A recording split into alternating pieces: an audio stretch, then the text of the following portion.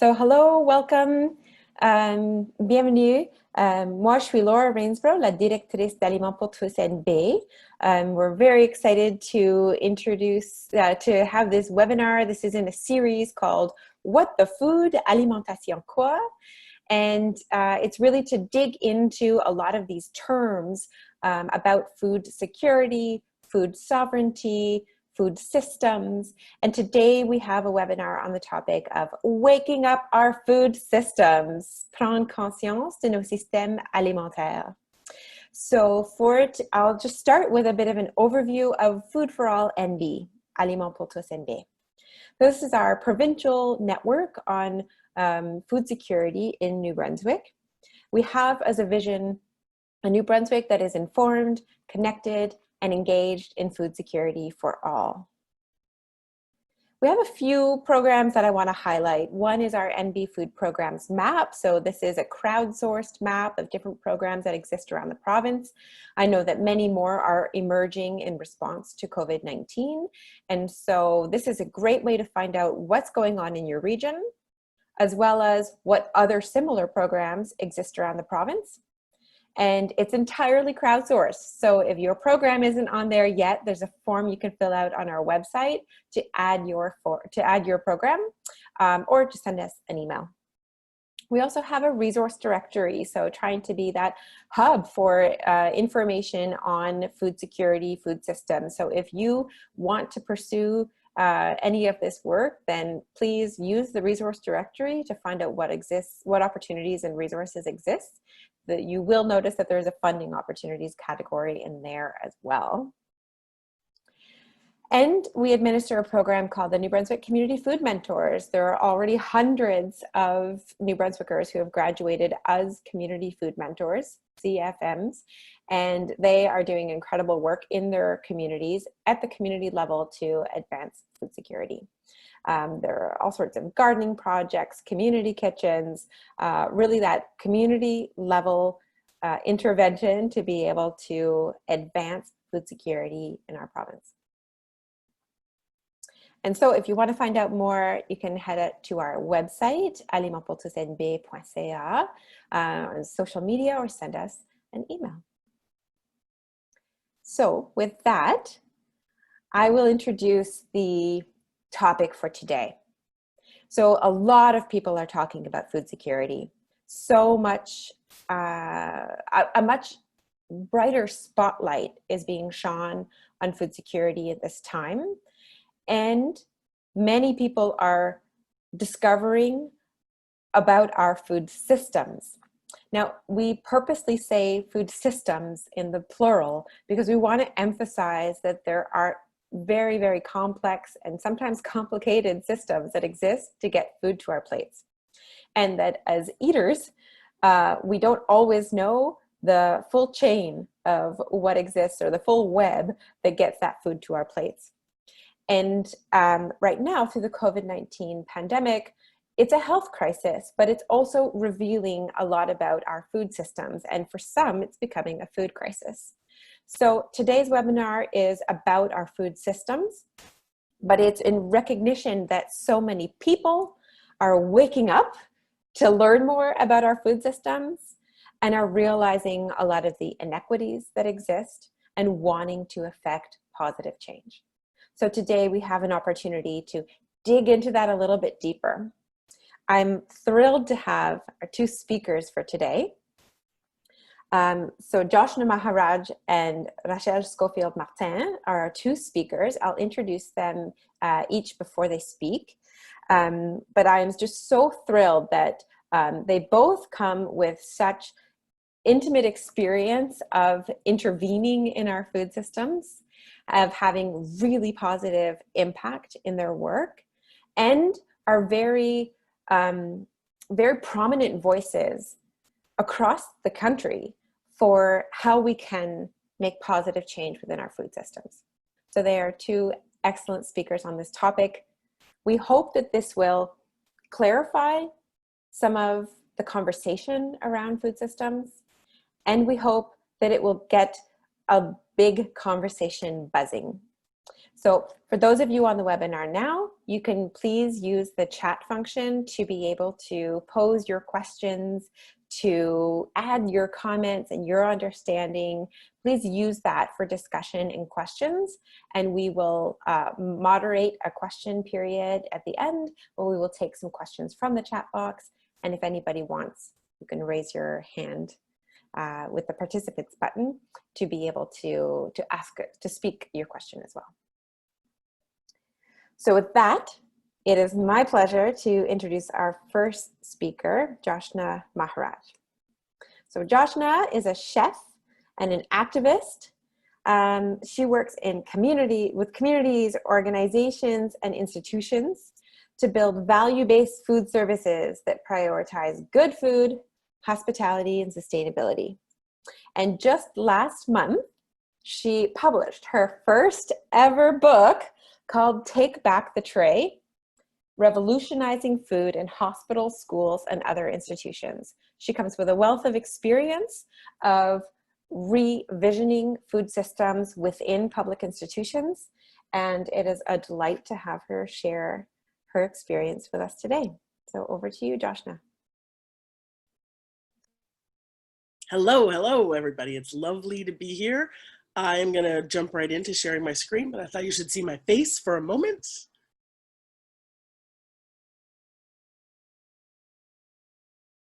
Okay.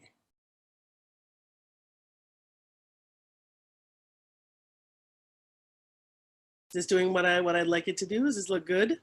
Wonderful. Okay. So I am really delighted to be here to start this conversation off. Food systems are something that I pay a lot of attention to in my work. And as Laura just mentioned, I think that we are seeing so much more conversation about food systems right now that it's amazing to have a chance to really dive in to talk about it. So here we go. Let's talk about what a food system is. And so you did hear Laura mentioned that we are talking about food systems in the plural.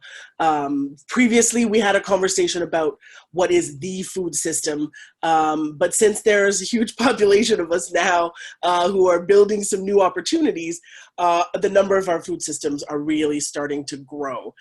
So I like to think of it as a food system is a complex web of activities involving the production, processing, transport, and consumption of food.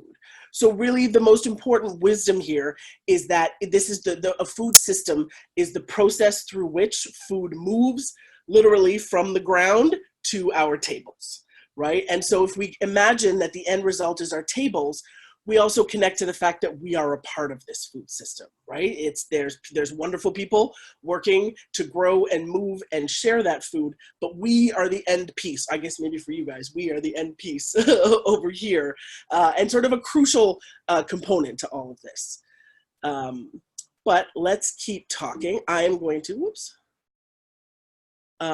what kind of food system do we have, right? Because if there can be so many, which ones do we have running around our country right now? And the answer is there's a couple really distinct lines, let's say. So that is what I'm going to talk through today. First, we're going to have a nice introduction to the industrial food system. And I have to say, I really debated about whether to put the exclamation mark because it's not always a very cheerful story. However, the photos I have here are really important and indicative of this model. We are talking about large-scale farms, right? This is a corporate farm. You can see many, many hectares of the same crop are being planted.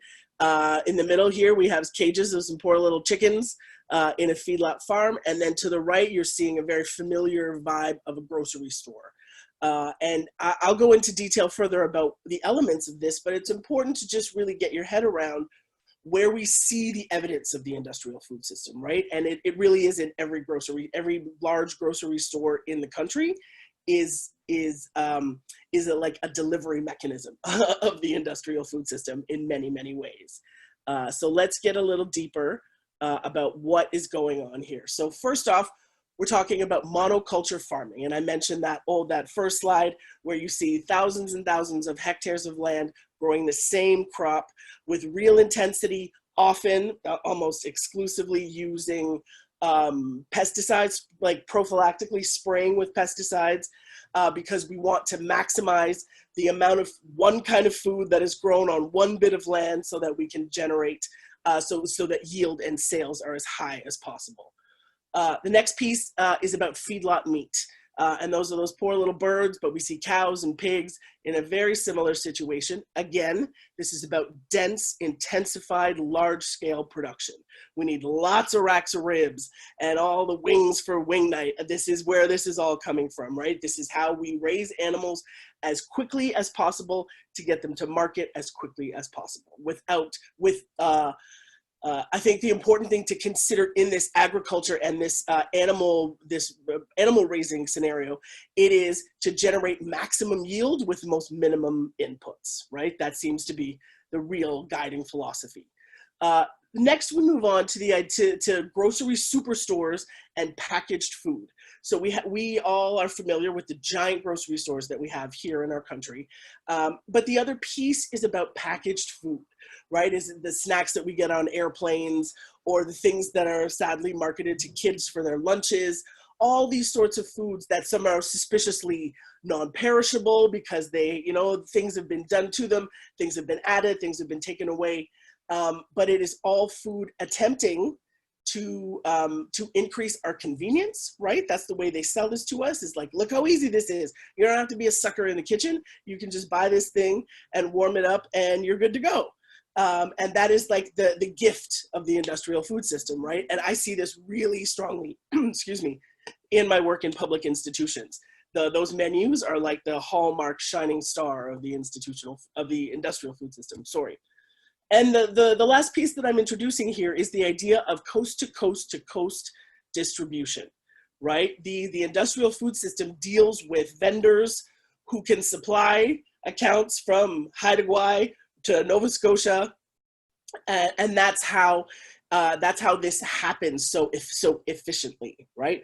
And it's important to think about this. One of the ways we see this on the ground was really shown to us at the beginning of this pandemic, which was the empty shelves, right? Yes, part of that was everybody sort of mad, crazy buying, but it's important to understand that a lot of the reason why shelves were empty that way was because there are like maybe 3 large distribution channels in this version of the food system.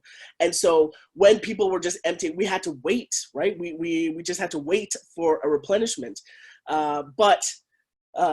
Okay, I won't tell you the secrets about the other option just yet, but we had to wait, and that is large. And when you think about the power that's wrapped up in that, right? The power, who are the companies that own the small handful of distribution channels that we have throughout our entire country, that really starts to it becomes a really important question, right?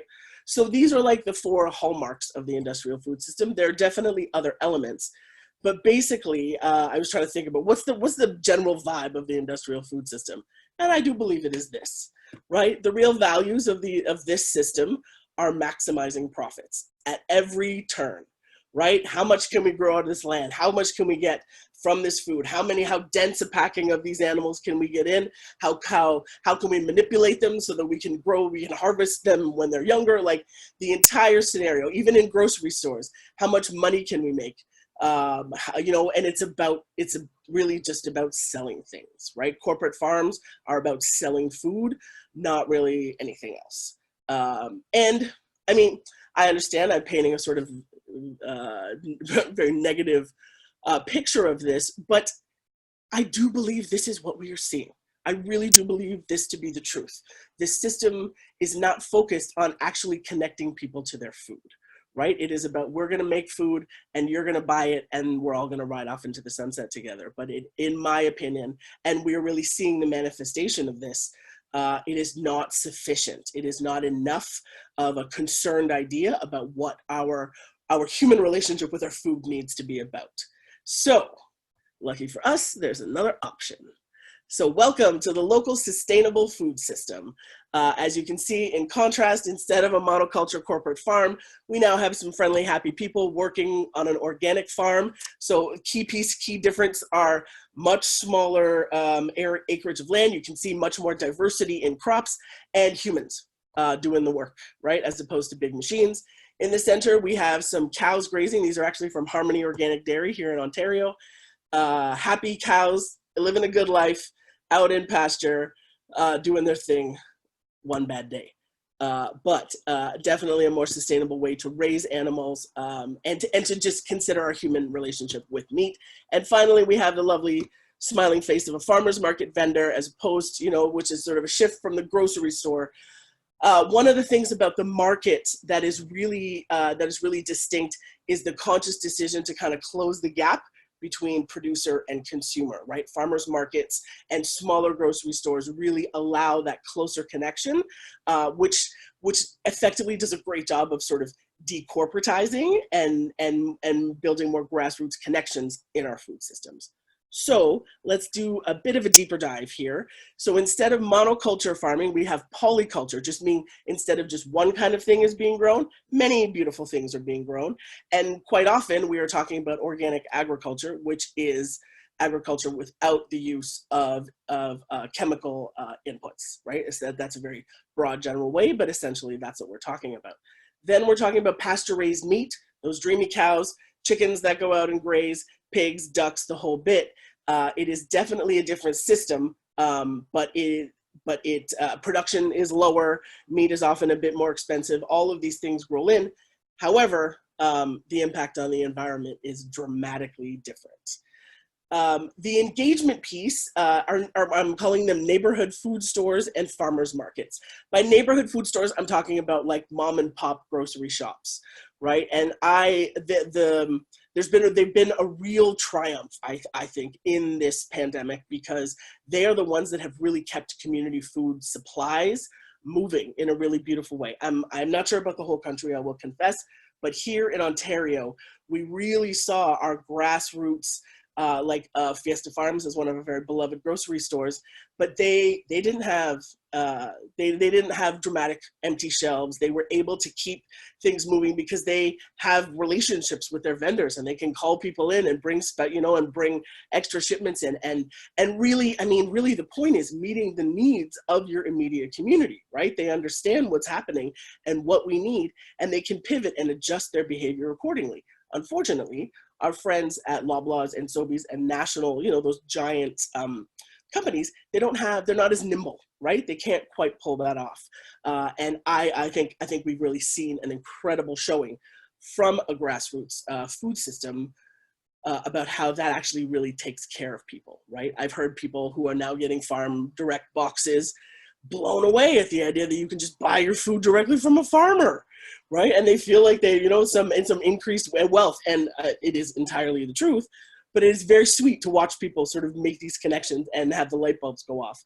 And finally, it's really important to remember that our local, more sustainable food systems are about regional distribution, right? Generally speaking, in Canada, we talk about provinces, although very often folks in the Atlantic provinces get lumped together, and the folks in the prairies get lumped together. But really, we have enough space here, right, that our food systems can really get connected to our provinces. And so less trucks moving around and more access to what is actually grown on the land around you, right? One thing I have not said to you that I'm sorry about is the industrial food system moves food around too, right? The industrial food system, what brings us strawberries all around, all year round, bananas every time we want them, anywhere, all the time, right? Side note, banana bread, the most Googled recipe since lockdown began around the world, right? The most popular thing that we are all making in our respective lockdowns is banana bread, which I think is remarkable. So let's dig a little into some of the values of this system. As you can see, there are considerably more. The first, I really do believe at the top of the list, is growing good food.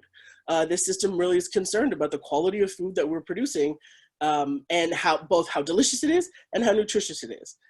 The next step is the ecological treatment of the land. And this is a very broad umbrella to talk about how we farm, how we understand our relationship with the land, how we handle the soil, how we, and how we move the humans around to do this work, right? A more localized regional systems have a deeper concern and investment in, quite literally, in the soil around them. The third piece here is mitigating climate change.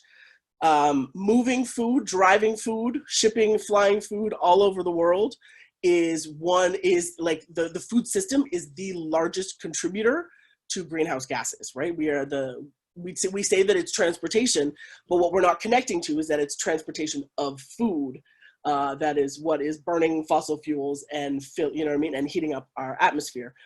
So a local food system really looks to reduce that by completely, not completely, by dramatically shrinking the amount of fuel burned to move food all over the place.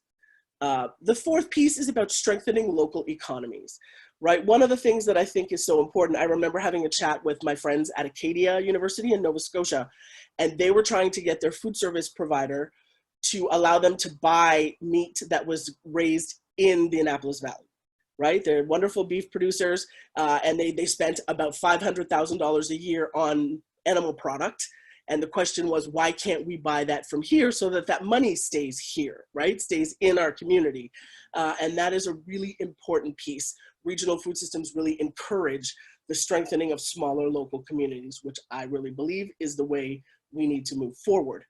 The other piece, the final piece here is about nurturing communities, right? By virtue of the fact that we all have to do a little bit more work for our food, right? We can't just pull our car into a parking space at a giant store in a buggy, everything we need, and back out again.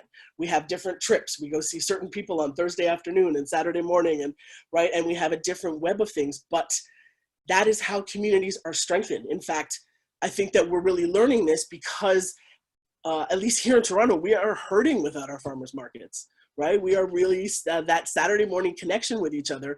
That's how we know what's happening with the land, right? The farmers give you some insight into what's going on with the land and what the harvest is like. But then you see the faces of your people, and you celebrate the fact that we are all investing in this other way to get our food, right? We can opt out of that sort of industry, that mega grocery store scenario.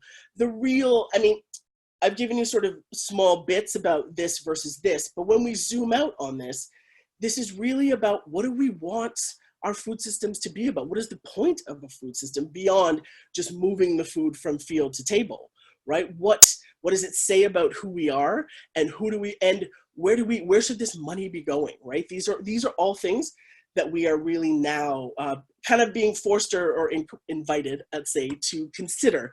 And I love it. I love this conversation because there are real life examples, right? I spend a lot of time teaching about this, but everything is really in theory. And this is a beautiful moment in time where I can actually point to a shared experience with a shared experience of watching kind of the failing to some degree of our industrial food system, or the weakness of it, let's say. The thing that I really want to express to all of you is that we do have a choice. I understand not like financial limitations.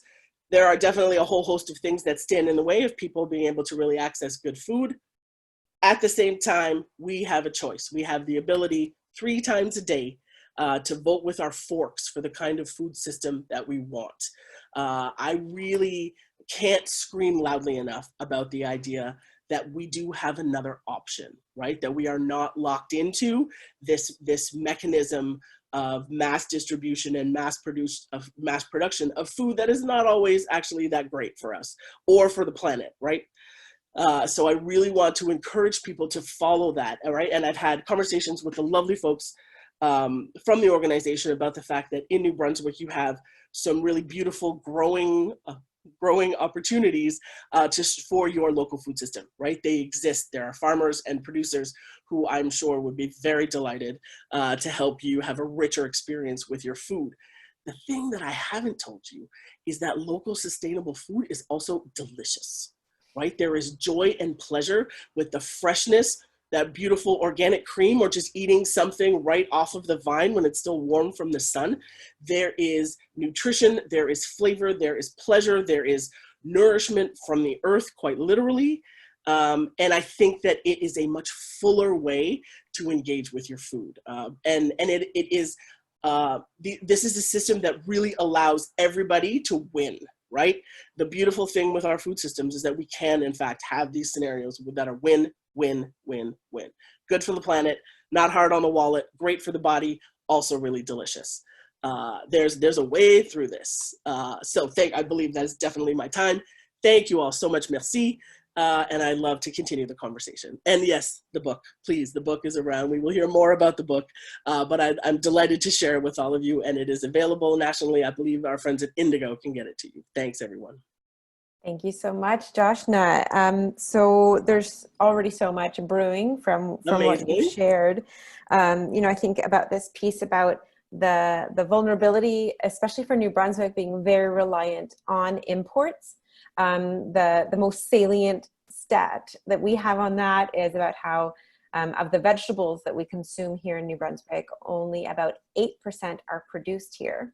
And yet in this moment, I was hearing on the radio last week that today is a deadline for potato growers in New Brunswick through the Commodity Board for potatoes, that they have millions of pounds, tens of millions of pounds of potatoes that need to be redistributed immediately by today. Today was the deadline. Wow. Because of the disruption in their supply and what this means for a surplus. So it also brings to mind questions about abundance. I mean, we're often told this narrative that the reason why we need to maximize output in industrial agriculture is because we need to feed the whole world.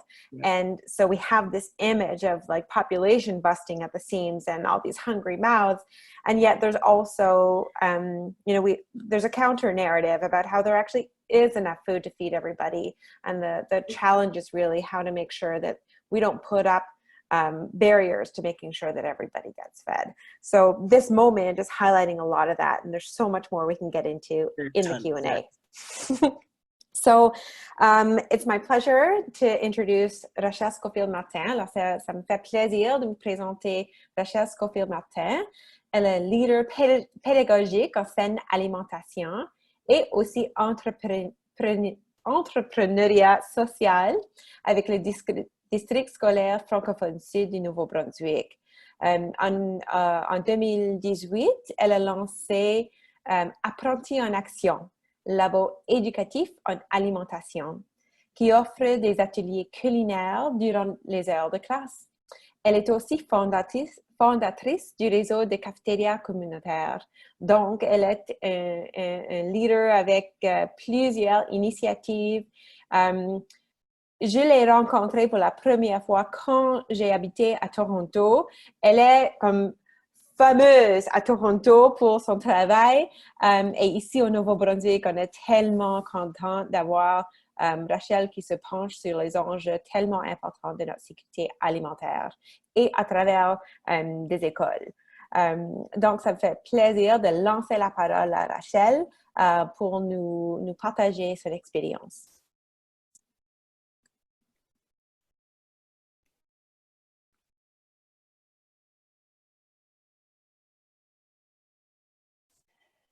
Merci, Laura. Merci pour l'invitation. Ça me fait plaisir d'être avec vous aujourd'hui. Donc, très belle présentation, Joshna. Moi, je vais plus m'attarder du côté de qu'est-ce qui se passe en milieu scolaire, comment est-ce qu'on peut influencer les systèmes alimentaires à l'intérieur du système de l'éducation.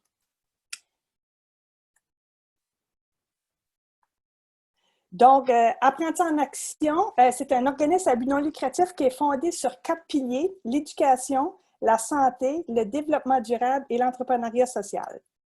L'organisme mobilise divers partenaires du secteur public, privé, organismes sans but lucratif et individus à collaborer dans un laboratoire dynamique d'initiatives éducatives en alimentation, en milieu scolaire et communautaire.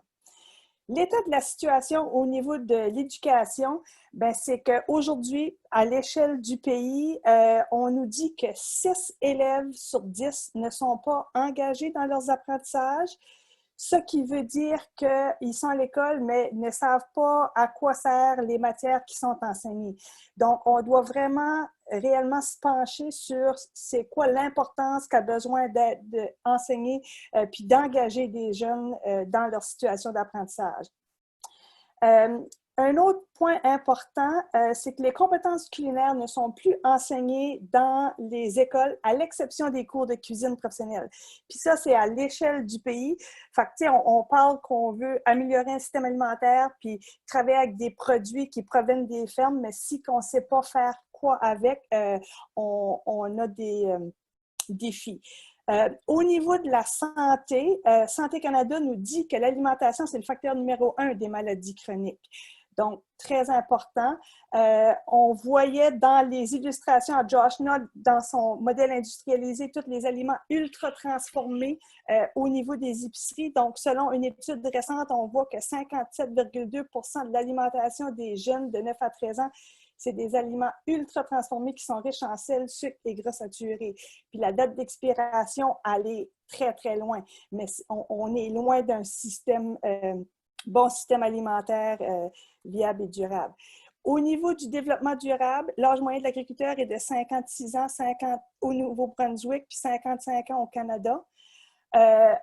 On sait que les aliments parcourent des grandes distances entre le lieu de production puis l'assiette, fait qu'on veut essayer de fermer cette distance-là. Puis tout le modèle d'entrepreneuriat social, quand ce que Joshna parlait, on parlait que le modèle industriel était de maximiser les profits, mais si on se tourne vers un modèle d'entrepreneuriat social, on pourrait répondre à une panoplie de besoins criants dans la communauté puis dans nos écoles en se penchant vers un modèle d'entrepreneuriat social. Donc, avec toutes ces données-là, Rachel Alain, une collègue avec qui j'ai travaillé beaucoup sur le réseau des cafeterias communautaires, et moi, en 2018, on a fondé, on s'est dit, OK, mais il faut passer à l'action, fait qu'on a créé justement l'organisme Apprenti en action. Puis, quand on l'a créé, nous autres, on a dit qu'on veut amener éventuellement les jeunes à cultiver, cuisiner, déguster puis apprécier.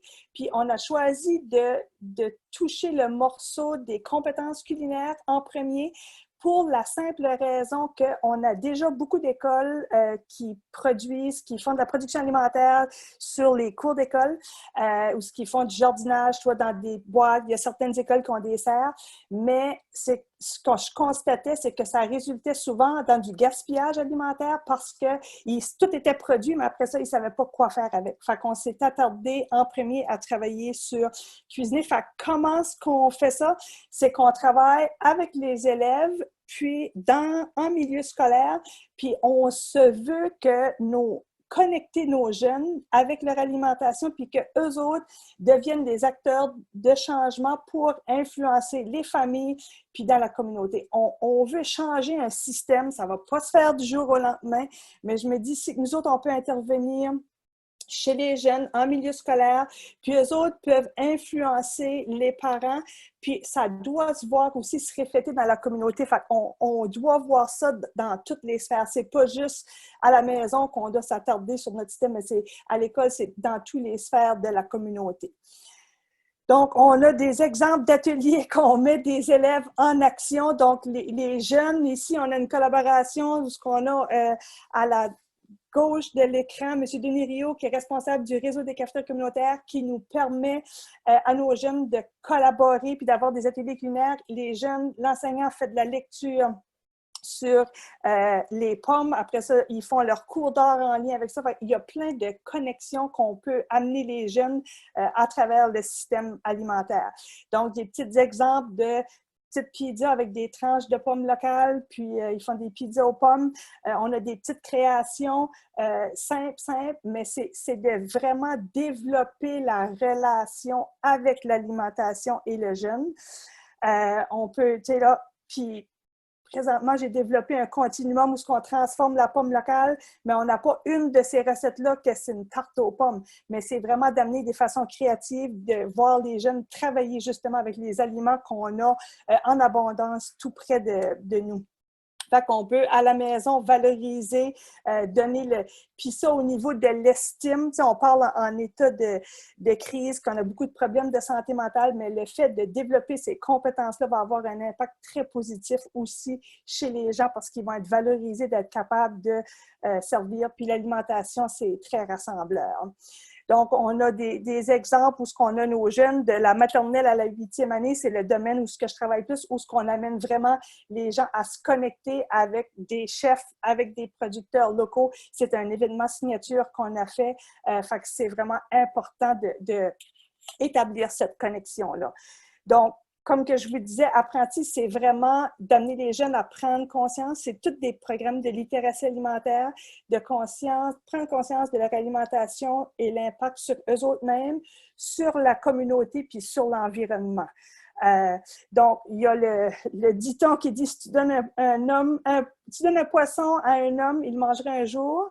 Puis, si tu lui apprends à pêcher, il mangera toujours. Fait qu'on peut-tu faire la même chose avec quand on parle de l'agriculture, que ça soit, ça c'est une des écoles, mais on peut aborder la production alimentaire qui est un des petits morceaux du système alimentaire avec, tout dépendant, Laura faisait parler de sa rhubarbe ce matin, OK, qu'on met en valeur, mais les rhubarbes sont accessibles dans pratiquement toutes nos communautés, très facile d'accès. Fait qu'on peut, pas besoin d'avoir des grandes parcelles de terre, peut-être que pour des gens qui vivent en appartement, mais sur le balcon, qui vont valoriser avec les fines herbes.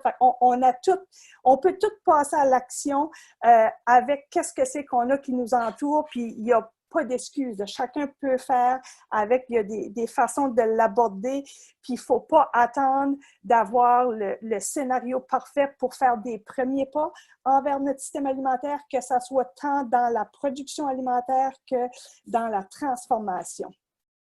Puis, je terminerai en vous parlant un petit peu de l'ensemble qui est plus holistique de tout ce système-là. C'est que nous autres, ici, on travaille beaucoup au sein des écoles où on développe les compétences culinaires, puis qu'on amène les jeunes à jardiner. Fait qu'on est dans le système de l'éducation. On sait que le système de l'éducation a une énorme influence. Souvent, on essaye de tout faire passer par le système d'éducation. C'est certain qu'on doit avoir une responsabilité partagée, mais je me trouve vraiment choyée d'avoir le rôle que j'ai au sein de mon district scolaire parce que ça n'existe pas, mon rôle, à nulle part au pays où ce que je peux vraiment agir dans ce sens-là. Puis, on voit que ça a un impact. Joshna faisait référence comment est-ce qu'en bout de ligne, c'est nous, les acteurs du système, mais comment l'impact qu'on a, on a vu les impacts sur la santé, OK, des jeunes, de qu'est-ce qu'on peut faire quand on joue avec qu'on travaille dans notre système alimentaire, puis tout au niveau du développement économique. OK, c'est de faire prendre conscience aux jeunes, de voir, puis de leur faire des calculs pour voir c'est quoi l'impact on parle, il y avait un organisme en Nouvelle-Écosse qui a fait une grosse étude de Local Prosperity qui parlait des fuites au niveau des systèmes alimentaires. Fait que l'argent, fait qu'ici, c'est essayer de garder puis de renouveler qu'est-ce que c'est qu'on a dans notre communauté. Puis, c'est ça, la viabilité des fermes, ben, quand ce que je gardais les photos à Joshna, c'est ça, c'est vraiment de voir puis de valoriser les fermes à petite échelle, à l'échelle du pays, puis vraiment de démontrer aux jeunes que tu n'as pas besoin d'avoir 1001 arpents de terre pour être capable de faire un métier, puis tu peux travailler sur des petites parcelles de terre avec un petit peu de diversité. Puis, c'est très valorisant. Puis, tu sais, il y a beaucoup d'innovations qui se passent dans ce sens-là, où ce que les jeunes pourraient travailler avec des petites parcelles puis avoir un salaire qui est quand même très raisonnable. Puis, c'est certain que pour arriver à influencer le système, bien, ça prend la collaboration. Puis, tantôt, quand je parlais de l'entrepreneuriat social, si on veut influencer nos systèmes alimentaires, bien, on a besoin de la collaboration de différents ministères. Ce n'est pas le ministère de l'Agriculture qui va faire bouger, c'est vraiment parce que le système alimentaire a un impact sur différents ministères. Puis, on peut travailler dans notre système alimentaire au niveau local, on peut créer de l'emploi, on peut diminuer la distance entre le lieu de production puis l'assiette. Puis, il faut vraiment innover. Puis, dans temps de crise, tout de suite, ben, ça nous pousse souvent, les plus grosses crises nous amènent à innover. Mais là, c'est de voir, mais on n'a pas subi, on a eu un shortage de papier de toilette, là, qui a fait une grosse crise, mais au niveau des aliments, on n'a pas été affecté encore à la grosse échelle. Fait que c'est de voir comment est-ce qu'on peut essayer d'agir. On a vu que les gens des manques de semences dans les supermarchés, dans les quincailleries, parce que les gens veulent se trouver vers le jardinage. Il y a eu de la farine qui est en épuisement de stock, de la levure, puis ces choses-là. Mais au moins, je me dis, les gens étaient à la maison, puis ils ont commencé à reconnecter avec leurs aliments. Fait que c'est certain qu'on a beaucoup de chemin à faire, mais je me dis, si chacun peut prendre puis passer à l'action, puis faire des petits gestes, on peut s'en aller vers un système qui est beaucoup plus durable puis viable pour nos petites communautés. Puis ce qu'on veut en bout de ligne, c'est cultiver des enfants puis des communautés en santé, puis se partager la responsabilité de s'alimenter. Puis c'est ça, j'aimerais remercier Laura puis toute l'équipe de Food for All parce que tout le dynamisme, c'est incroyable ce que vous avez comme impact au niveau provincial sur tous ces enjeux-là. Là. Fait que sur ça, merci. Merci à toi, Rachel. Okay, so there's so many places we could take this. Thank you both so much for your presentations. One thing that I have been learning more about during the pandemic is about the industrial food system. And one benefit of the industrial food system is that it can be so convenient. This is partly because it's a just-in-time food supply. That often there's not big storage for food at our grocery stores. Trucks arrive and it goes on the shelves and it goes out the door. So it doesn't really take much to disrupt that system because we don't have the mechanisms in place to be able to move that more local product quickly. So that just-in-time food system tends to be very convenient until there's a disruption. But because of that, the infrastructure that we have is very focused on this just-in-time food supply. We don't have the storage for a lot of local food. We don't have a lot of the processing that is still done locally. We have kind of eroded a lot of the infrastructure that supports a more localized or regionalized food system. So what are you both seeing as the nimble and resilient pivoting of a different food supply that is able to that's able to respond during this pandemic? Like, give me one concrete thing that you're seeing where it's like, they were able to innovate and move quickly when the bigger industrial food system couldn't. Maybe I'll jump in first. One of the things that I saw perhaps most dramatically was the very fast move to creating online sales hubs, right? Pretty much all of our, I can't say all because not everybody had the access, but so many of our local farmers, producers, all along the value chain were able to build little online markets, and then with relative ease, and with relative ease, we're able to set up other pickup spots for their product when farmers markets had to shut down, right? Because we couldn't gather, and so farmers markets have been shut down, and a lot of those, a lot of those networks that we get food at were closed.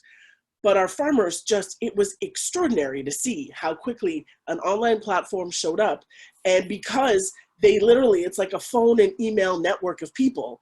It is very simple to send one email to all the people who were formerly shopping in this one place to be like, hey, everybody, we're over here. And we really, although, listen, I say this really cavalierly, but it's important to note that process was intense, and all of our farmers were spurned to the innovation because they were very, very worried about their livelihoods, right? Which is a fair, real thing. However, in that effort and in that space, we have created a whole other way for people to connect to the market, both farmers and eaters, right? And the thing that I'm loving is that now that we're having conversations here about reopening our markets, we are seeing a number of producers who are actually like, no, I'm going to stay here. This is actually working. I was sort of forced into doing this, but I really like this connection. I like that people just place an order online 2 or 3 days before. My lovely team packs boxes and we bring them in, and it's working, right? It's working for farmers, and the people on the receiving end of those gorgeous boxes of food are also a little extra delighted in all of it. So that has been, I've been really, really impressed to see how beautifully that new system has grown. Nice. And in the chat box, there's been a share of one thing that Suzanne Melançon noticed was that some restaurants, which already had built-in relationships with local farmers or meat producers, were able to put together good food boxes to sell. And we saw even in rural and remote communities, diners that began turning into local food hubs and selling more as retail rather than restaurants. So there's a lot of interesting pivoting. Rachel, qu'est-ce que toi t'as vu comme des innovations pendant la pandémie? Ben c'est ça, dans le même sens que Joshna aussi, on a vu nos marchés des fermiers localement ici se tourner vers des achats en ligne. On a des fermes qui ont développé leur site web, fait que c'est vraiment de reconnecter. Puis c'est ça, on a vu que les gens pensent vraiment comme qu'il faut agir maintenant. Fait qu'ils font différentes actions. On a parlé tantôt comme par rapport à tout l'engouement par rapport au jardinage, puis les connaissances, tout d'un coup, ça devient important. Comme ce qui était essentiel un temps est plus essentiel. Fait qu'il y a des nouveaux essentiels qu'on refait surface, puis ça, je trouve ça vraiment intéressant de voir. Il y a eu beaucoup de mobilisation au sein des banques alimentaires pour fournir des aliments, mais je me dis, j'aimerais vraiment voir comme le changement pour vraiment développer la résilience, pour pas que ça soit des approches pansement, pour que ça règle le problème tout de suite, mais qu'on trouve des solutions durables. Puis je connais pas tous les détails, mais je me dis que en développant les compétences tant dans la production que de la transformation, il va falloir développer des scénarios pour que les gens savent comment conserver ces aliments-là, parce que ça aussi, ça fait partie de la chaîne alimentaire, parce que, puis de revenir, parce que pas si longtemps que ça passé, on avait des gens au Nouveau-Brunswick, mes grands-parents étaient autosuffisants sur leur ferme, puis on parle de 2 générations, donc c'est vraiment, ça a relevé, ça a mis des essences, ça a relevé des essentiels qui n'étaient pas auparavant. Right, and in our first episode of this webinar series, we looked at household food insecurity. So those who are facing, needing to make choices of their food because they lack income. And many will then turn to food banks. About 20% of those who are severely food insecure will turn to food banks for support.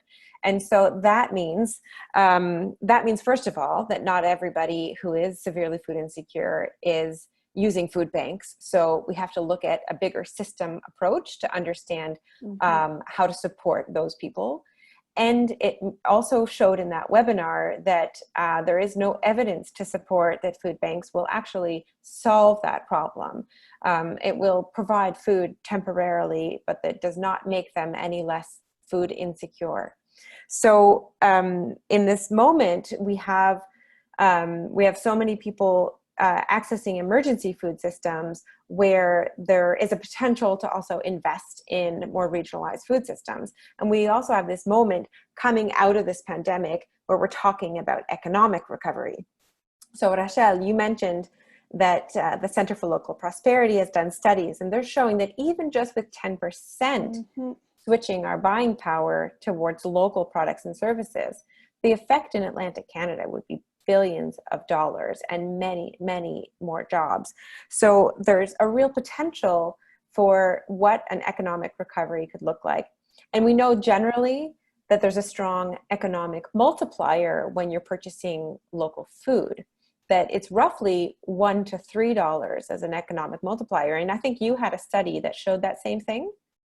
Oui, en 2013-2014, avec le réseau des caféterias communautaires, on avait demandé à Pierre-Marcel Desjardins de faire une étude socio-économique parce que j'ai cherché à avoir justement la donnée pour le Nouveau-Brunswick, ce qu'on achète en produits locaux, puis ça avait revenu à 2,7, là, qui est dans la moyenne, mais c'était vraiment avec des données du Nouveau-Brunswick.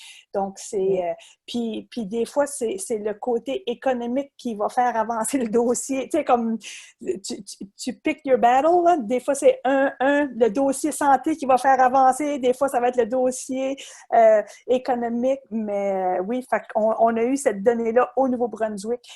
Donc oui, puis on a aussi l'initiative pour l'amour du Nouveau-Brunswick, qui était une initiative qui a été lancée, qui était vraiment pour tout shifter l'achat et service des produits du Nouveau-Brunswick. Puis eux autres avaient fait des calculs que si chacun faisait des changements de comportement de, je pense, de 5 qu'est-ce qu'étaient les impacts puis les retombées qu'il allait avoir. So right now, one other piece about that economic impact is that it's often these anchor institutions, as they're called, that can really be the biggest change makers. And you both are within institutions. So with Rachel, your past work with school cafeterias, being able to shift that buying power and to see that multiply, and also work within the education curriculum to shift those behaviors and perceptions. And then Joshna, you've worked in hospitals, you've worked at Ryerson University to revamp their food system. And so with that in mind, I want to ask you both, because I know 5.5 years ago, you sat together on a panel talking about your work. But just 5.5 years, so much more has transpired with institutional food. So with hospitals and schools shifting their buying power to local. And in the midst of this pandemic, we see attitudes and beliefs about our food system begin to shift a little bit as well. So what do you see as being the biggest change over the last 5.5 years? And how can that be solidified coming out of this pandemic?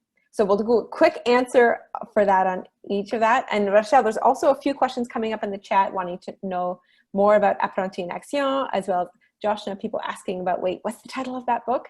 And so we'll leave those questions. We can stay a bit over time, but for now I want to ask, the last 5.5 years, what has been the biggest change you've seen, and out of this pandemic, what needs to be cemented? I'll jump in first. I haven't actually considered this last 5.5 years bracket, which is pretty lovely. But when I do, I think that the biggest change that we have seen is the fact that people are ready to have this conversation, right? In 2011 was my first hospital project. And I spent so much time when I was trying to do that work, I spent so much time having to explain to people why we needed to do this work at all. Right? We had to explain all the processes, where now everyone's like, why is hospital food so bad? This is terrible. And they're using their customer, the patient satisfaction scores.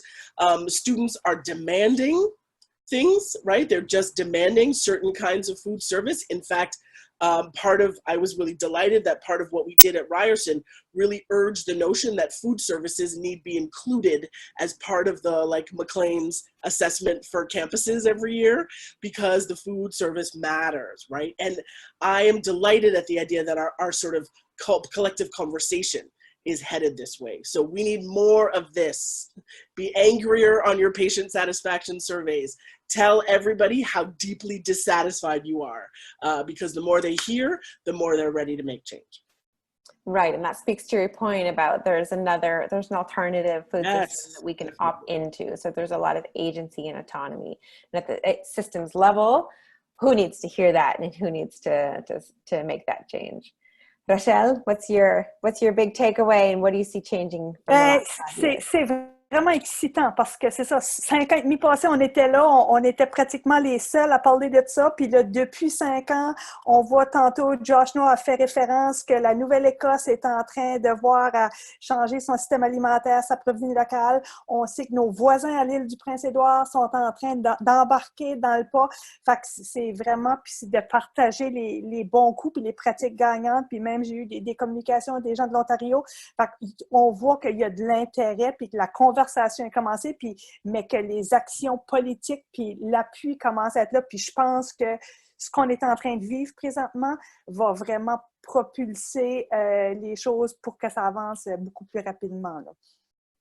Fantastic. On n'a plus besoin de convaincre, là, je pense. Well, you've got a happy crowd here, I think.